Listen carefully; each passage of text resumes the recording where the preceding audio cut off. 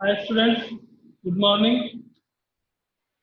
अपने दो chapter complete हो चुके हैं। फर्स्ट था आपके पास हम बेसिक कंसेप्ट ऑफ केमिस्ट्री, या अपन उसको कहते हैं मोल concept.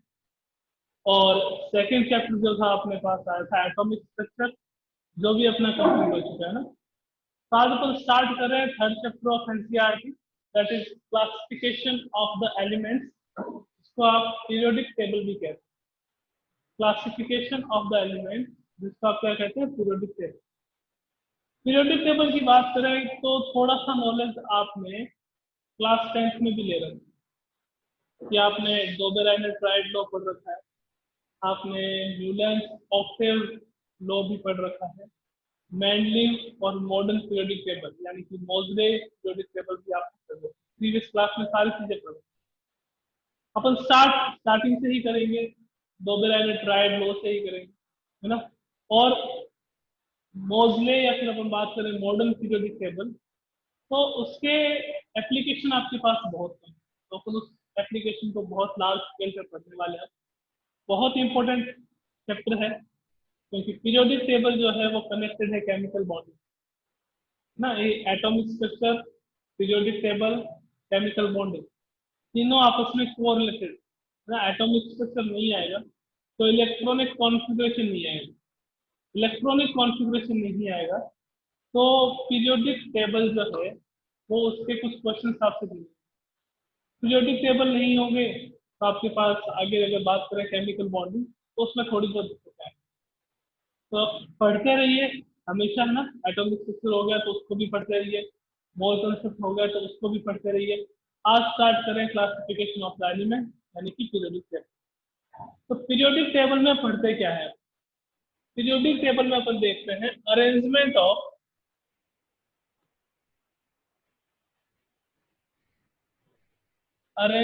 Of elements according to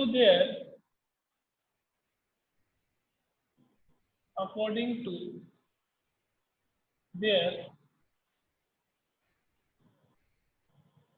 similar chemical and physical properties. Chemical and physical properties.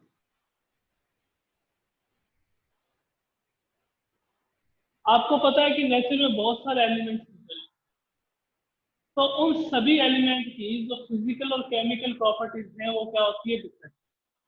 तो जितने भी आपके पास एलिमेंट्स हैं उनको उनकी सेम फिजिकल और केमिकल प्रॉपर्टीज के अकॉर्डिंग जो अरेंजमेंट किया जाता है उसको आप क्या कहते हैं, periodic table.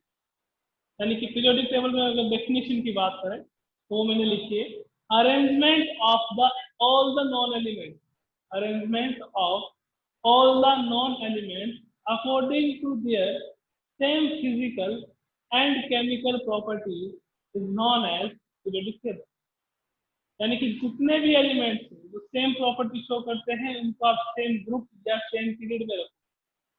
What are the group and period, तो वो धीरे धीरे जब अपन चैप्टर पढ़ेंगे तो अपने को पता चलेगा कि what is the group, what is the period.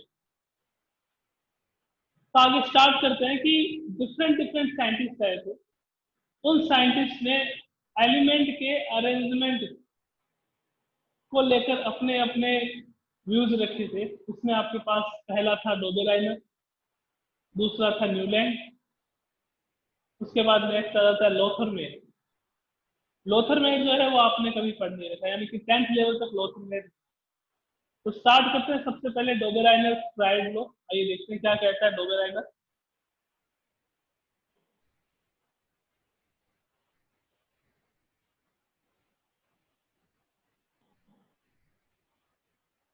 Dobereiner tried low.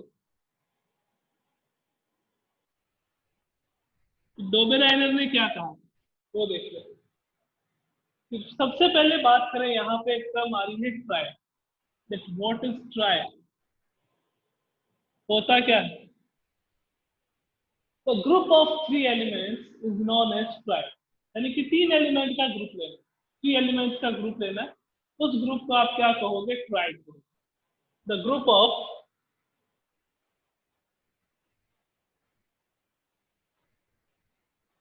three elements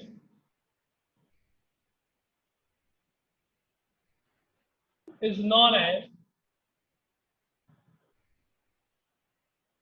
triad.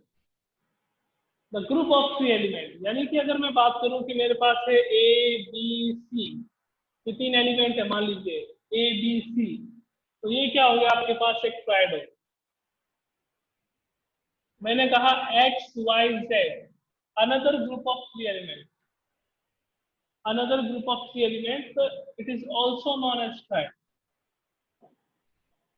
Triad का मीनिंग क्या हो गया? The group of three element is known as triad.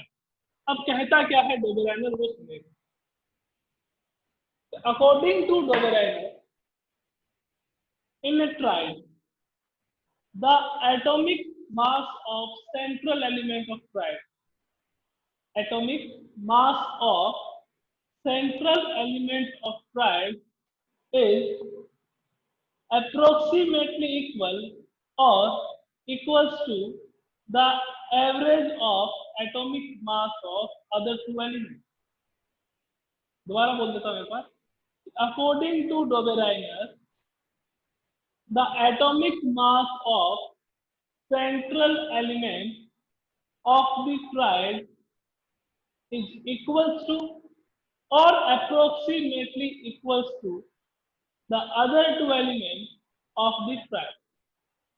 Means क्या हो गया कि आपके पास मान लीजिए कि एक थ्री एलिमेंट का ट्रायड ए बी सी, तो atomic mass of B, atomic mass of B, B का जो आपके पास एटॉमिक मास है वो atomic mass of A, atomic mass of A plus atomic mass of B, sorry of C upon 2, यानी कि इन दोनों के एटॉमिक मास के एवरेज के इक्वल होगा, ये आपके पास अप्रोक्सीमेटली इक्वल होगा। ये किसने कहा था? डोबेराइनर।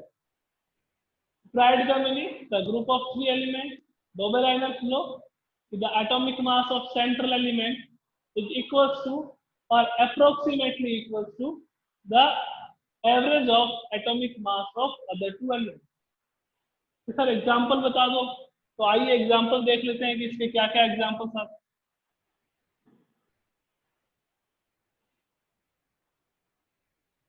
जैसे देखते हैं लिथियम, सोडियम एंड पोटेशियम।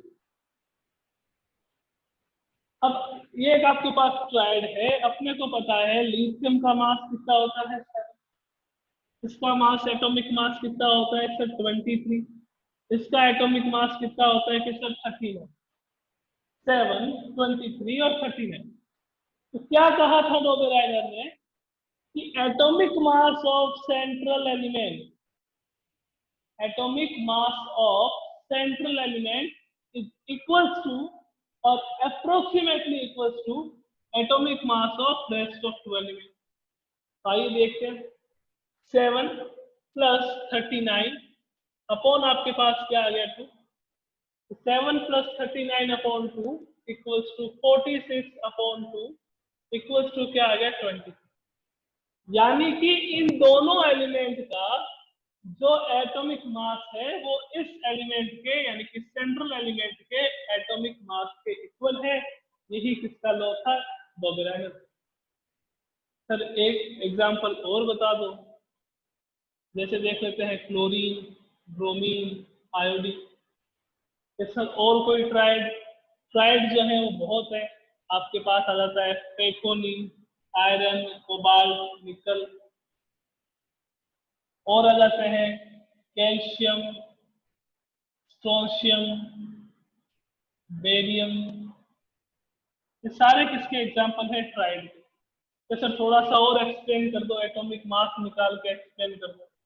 तो आइए देख लेते हैं क्लोरीन, ब्रोमीन, आयोडीन। क्लोरीन का एटॉमिक मास जैसे 35.5, हमें अब इतना तो पता ही है कि 35.5 होता है। जैसे ब्रोमीन का 80, आयोडीन का 127। आइए एवरेज निकाल लेते हैं इसका। एवरेज इसका निकालना है फर्स्ट एलिमेंट का और थर्ड एलिमेंट का। एवरेज निकालेंगे तो 35.5 प्लस 127 अपॉन आपके पास क्या आएगा, ऐड करेंगे इसको तो ऐड करने पे आ जाएगा 162.5 अपॉन 2, कैंसिल आउट करेंगे 81.25। क्या सर इक्वल नहीं है? तो मैंने आपको एक बात बताया था, मेरा जो डोबेराइनर का जो सेंटेंस था, मेरा नहीं था, डोबेराइनर का जो सेंटेंस था वो क्या कहता था, या तो इक्वल होंगे या अप्रोक्सीमेटली इक्वल होंगे। तो 80 इज अप्रोक्सीमेटली इक्वल्स टू 81.25। ये डोबेराइनर का लॉ है। Dobereiner triads law. ट्राइड क्या होता है? द ग्रुप ऑफ की elements is known as triad. और डोबेराइनर ने क्या कहा था? The atomic mass of central element of any triad is equal or approximately equals to rest of two element। जो इसने प्रूव कर दिया। एग्जांपल लेके lithium, sodium, potassium, chlorine, bromine, iodine, iron, cobalt, निकल, है ना, कैल्शियम, स्ट्रोंशियम, बेरियम, ये सारे क्या थे? डोबेराइनर के ट्राइड। आइए आगे चलते हैं। नेक्स्ट फर्स्ट लो हो गया ये डोबेराइनर का। सेकंड पे चलते हैं। देखिएगा पीरियोडिक टेबल की एक भी क्लास मिस मत करना, बहुत इंपॉर्टेंट है और बहुत ज्यादा एक्सेप्शन आते हैं यहाँ। 10th लेवल में आपने कुछ और पढ़ा है, 11th लेवल में आप कुछ और पढ़ोगे। सेकंड आता है आपके पास Newlands law of octave, Newlands law of octave. Sir Dobereiner की लिमिटेशन नहीं बताई आपने। तो डोबेराइनर की लिमिटेशन क्या थी कि जो डोबेराइनर का लॉ था वो सारे एलिमेंट्स थे, जितने भी उस समय तक नॉन एलिमेंट्स थे उनके लिए एप्लीकेबल नहीं हो रहा था। तो वहां पे डोबेराइनर क्या हो गया था? फेल हो गया था। तो डोबेराइनर का फेल होने का कारण क्या था? फेल होने का रीजन क्या था कि उस समय जितने भी आपके पास एलिमेंट्स थे वो उन सारे एलिमेंट पे डोबेराइनर का लॉ जो है वो एप्लीकेबल नहीं था। इसके कारण से डोबेराइनर क्या हो गया था? फेल हो गया था। उसके बाद एक नया साइंटिस्ट आया, Newland, Newlands law of octave. इसका जो लॉ था इसने क्या करा? Arrange the element, arrange the element according to increasing order of atomic mass। Element को इसने अरेंज करा था increasing order of atomic mass. क्या कहा था इसने कि देखिएगा, मैं अगर म्यूजिकल वोवेल की बात करूं, आप कहीं म्यूजिक सीखने जाते हो सबसे पहले आपको सिखाए जाते हैं उसके म्यूजिकल वोवेल, दैट इज सा रे गा मा पा धा नी सा, है ना। सा रे गा मा, फर्स्ट सेंटेंस इज सा, सेकंड इज रे, गा, मा, पा, धा, नी, एंड वापस आपके पास क्या आ जाता है? सा। First, second, third, fourth, fifth, six, seven, eight. Eighth letter आपके पास वापस क्या आता है? सा। इसको वन लोगे तो एट्थ लेटर आपके पास क्या आ जाएगा? रे। इसको वन लोगे तो एट्थ लेटर आपके पास क्या आ जाएगा? गा। इसको अगर वन लोगे तो फिर क्या आ जाएगा? यानी कि म्यूजिकल वोवेल की बात करूं तो म्यूजिकल वोवेल्स में फर्स्ट लेटर और एट्थ लेटर आपके पास क्या रहता है? अगर फर्स्ट इसको एज्यूम करोगे तो फर्स्ट ये आपके पास एट्थ आ जाएगा, फर्स्ट इसको एज्यूम करोगे तो आपके पास एट्थ ही आ जाएगा। तो न्यूलैंड ने कहा कि अगर आप क्या करते हो, एलिमेंट्स को अरेंज करते हो according to their increasing atomic mass, जितने भी आपके पास एलिमेंट्स है उन एलिमेंट्स को अगर इंक्रीजिंग ऑर्डर ऑफ एटॉमिक मास में अरेंज करोगे तो उन एलिमेंट्स के जो भी आपने अरेंजमेंट करा है उस अरेंजमेंट में से फर्स्ट एलिमेंट और एट्थ एलिमेंट की फिजिकल और केमिकल प्रॉपर्टीज क्या होगी, सेम। फिजिकल और केमिकल प्रॉपर्टीज क्या रहेगी, सेम रहेगी। If we arrange the elements according to their increasing atomic mass, then the physical and chemical properties of the first and eighth element is always same। वो हमेशा क्या रहेगी, same रहेगी। आइए देखते हैं कैसे, क्या करा था उसने, कैसे अरेंजमेंट करा था। सबसे पहले उसने लिखा लिथियम, लिथियम के बाद क्या आता है, बेरिलियम, बेरिलियम के बाद क्या आता है, बोरोन, बोरोन के बाद कार्बन, कार्बन के बाद नाइट्रोजन, उसके बाद ऑक्सीजन, उसके बाद क्लोरीन। फिर क्या लिखा उसने, sodium, magnesium, aluminium, silicon, nitrogen के बाद फॉस्फोरस, ऑक्सीजन के बाद सल्फर और फ्लोरीन के बाद क्लोरीन। अगर यहाँ आगे देखें तो यहाँ आ जाता है पोटेशियम, यहाँ आ जाता है कैल्शियम। तो इंक्रीजिंग ऑर्डर ऑफ एटॉमिक मास में उसने अरेंजमेंट करा, अरेंजमेंट करके उसने कहा फर्स्ट और एट्थ एलिमेंट की प्रॉपर्टीज क्या रहेगी, सेम रहेगी। यानी कि फर्स्ट पे आपके पास लिथियम आ रहा है 1 2 3 4 5 6 7 8। तो इसने कहा कि लिथियम और सोडियम की प्रॉपर्टीज क्या रहेगी, सेम। अगर इसको आप 1 एज्यूम करोगे, ये आपके पास एक है, तो इन तीनों की प्रॉपर्टीज क्या आ जाएगी, सेम आ जाएगी। तो इंक्रीजिंग ऑर्डर ऑफ एटॉमिक मास में अगर आप एलिमेंट को अरेंज करते हो तो अरेंज करने पर फर्स्ट और एट्थ एलिमेंट की प्रॉपर्टीज क्या होगी, सेम होगी। ये किसने कहा, न्यूलैंड। यानी कि इन दोनों की प्रॉपर्टीज सेम, बोरोन और एल्यूमिनियम की प्रॉपर्टीज सेम, नाइट्रोजन और फॉस्फोरस की प्रॉपर्टीज सेम, ऑक्सीजन और सल्फर की प्रॉपर्टीज सेम, फ्लोरीन और क्लोरीन की प्रॉपर्टीज सेम। तो ये आपके पास इसका स्टेटमेंट था, ये स्टेटमेंट था न्यूलैंड कि फर्स्ट और एट्थ एलिमेंट की प्रॉपर्टीज क्या रहती है, सेम रहती है। फेल कहाँ हुआ, क्या लिमिटेशन थी इसकी,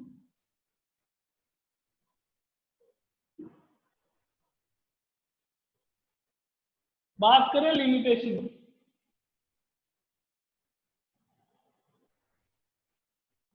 लिमिटेशन की बात करें कि लिमिटेशन क्या थी, तो फर्स्ट थी कि जो ये लॉ है, न्यूलैंड्स ऑक्टेव लॉ, ये लॉ एप्लीकेबल था अप टू कैल्शियम।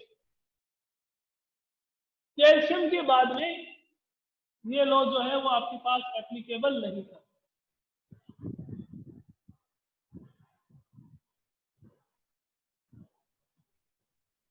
कैल्शियम के बाद में ये जो आपके पास लॉ है ये एप्लीकेबल नहीं था, यानी कि अप टू कैल्शियम। सर उसका क्या रीजन है, उसका रीजन धीरे धीरे आप पीरियोडिक टेबल सीखोगे तो आपको पता चलता है। सेकंड क्या था लिमिटेशन इसकी, सेकंड लिमिटेशन इसकी ये थी कि ये जो लॉ है, जैसे ही इनर्ट गैसेस की डिस्कवरी हुई,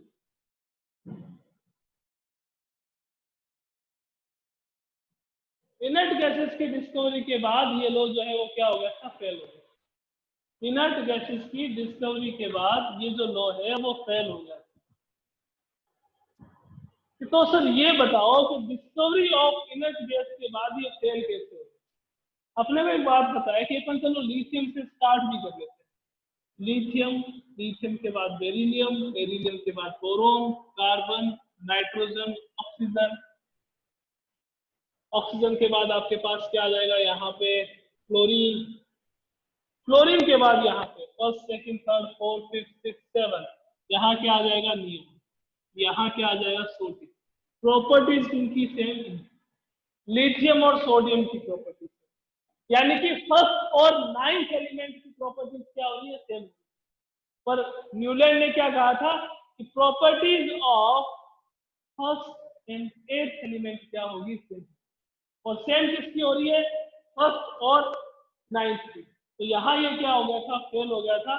कि न्यूलैंड की फेल होने के या लिमिटेशन के क्या रीजन थे। कि पहला रीजन था कि ये लॉ जो है वो एप्लीकेबल है अप टू कैल्शियम, कैल्शियम के बाद में ये लॉ एप्लीकेबल नहीं रहेगा। सेकंड लिमिटेशन क्या आ गई थी इसकी, after the discovery of inert gas chemical properties of first and ninth property first and ninth element will be. जैसे ही इनर्ट गैस की डिस्कवरी हुई फर्स्ट और नाइन्थ एलिमेंट की प्रॉपर्टीज क्या होने लगी, सेम होने लग गई। ये इसकी क्या थी, लिमिटेशन। तो डोबेर एंगल खत्म हुआ आपके पास। आइए नेक्स्ट चलते आगे।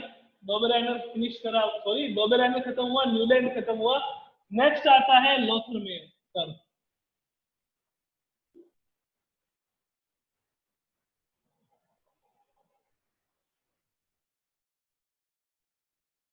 लोथरमेयर कर्व में देखते हैं क्या था।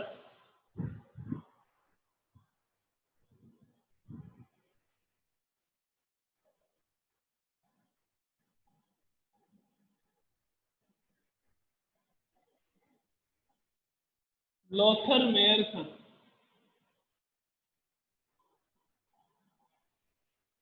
ये जो कर्व था लोथरमेयर वाला, इसने भी, लोथरमेयर साइंटिस्ट का नाम है, इसने भी अपने क्लासिफिकेशन का कोई क्राइटेरिया रखा था। किसके बेसिस पे क्लासिफिकेशन करा था कि उसने एटॉमिक मास और एटॉमिक वॉल्यूम इनके बीच में ग्राफ बनाया। इस ग्राफ में 4 पोर्शन थे। सबसे ऊपर था टॉप पोर्शन,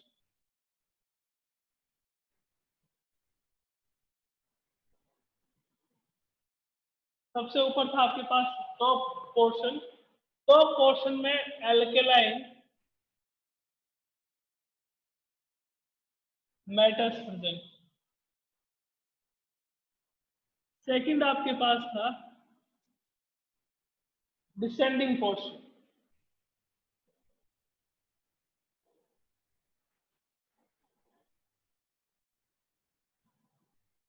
उसमें आपके पास क्या था, alkaline earth metal,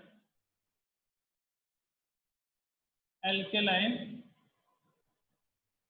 earth metal. Third आपके पास था असेंडिंग पोर्शन,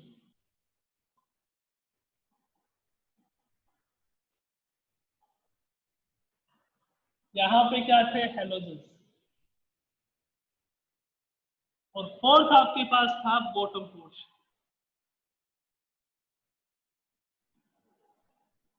इस बॉटम पोर्शन में आपके पास थे ट्रांजिशन मेटल्स।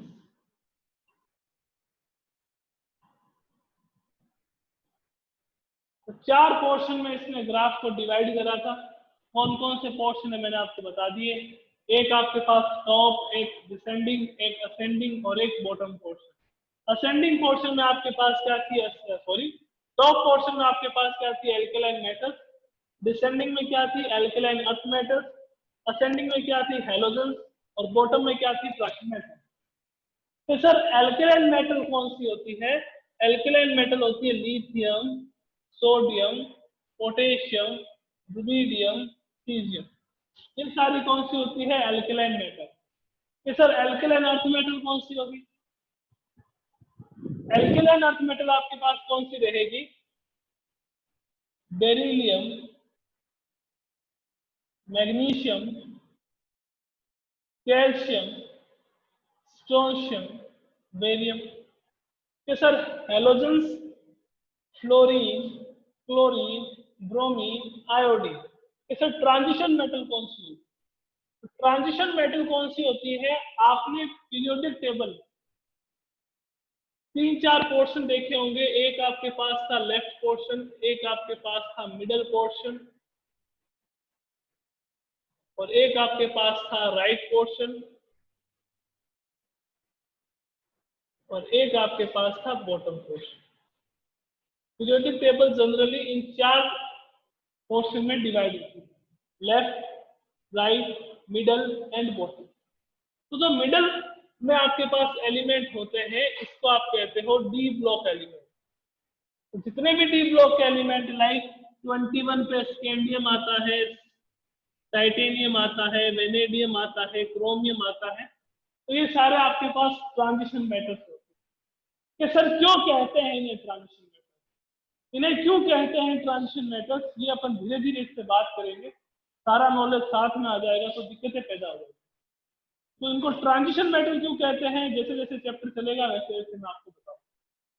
तो इसमें 4 लोथरमेयर कर्व में आपके पास 4 पोजीशन थी। टॉप पे कौन रहते थे, एल्केलाइन मेटल्स, डिसेंडिंग में कौन रहते थे, एल्केलाइन अर्थ मेटल, असेंडिंग में कौन रहते थे, हेलोजन, और जो बॉटम पोर्शन है उसमें कौन रहते थे, ये आपके पास क्या आ जाते हैं, ट्रांजिशन मेटल्स, यानी कि स्कैंडियम, टाइटेनियम, वेनेडियम, क्रोमियम, ये सारे के सारे प्रेजेंट होते थे बॉटम पोर्शन। ये सर कर्व तो बना के बता दो कि कैसे होगा, तो आइए कर्व देखते हैं कैसे कैसे लोथरमेयर का ग्राफ।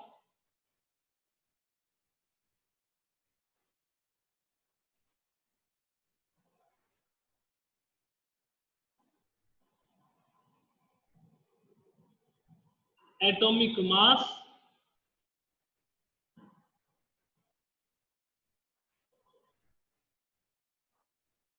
एटॉमिक वॉल्यूम के बीच में ग्राफ था। ये सर कैसे,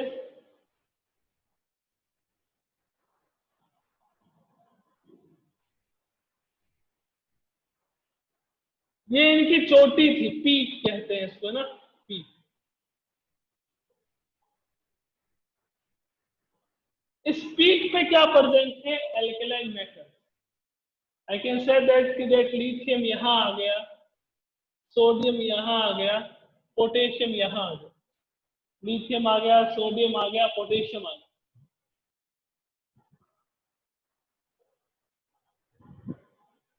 ये सर असेंडिंग पोजीशन कौन सी थी, देखिएगा ये ऊपर की तरफ जा रही है तो ये तो था असेंडिंग पार्ट, असेंडिंग पोजीशन या असेंडिंग पार्ट या असेंडिंग पोर्शन। ये था डिसेंडिंग यानी कि नीचे की तरफ आ रहा था। यहां पे कौन थी आपके पास, alkaline earth metal, beryllium, magnesium, calcium. ये सर ऊपर की तरफ से फ्लोरीन, क्लोरीन, ब्रोमीन, आगे भी ले जा सकते हो कर्व को।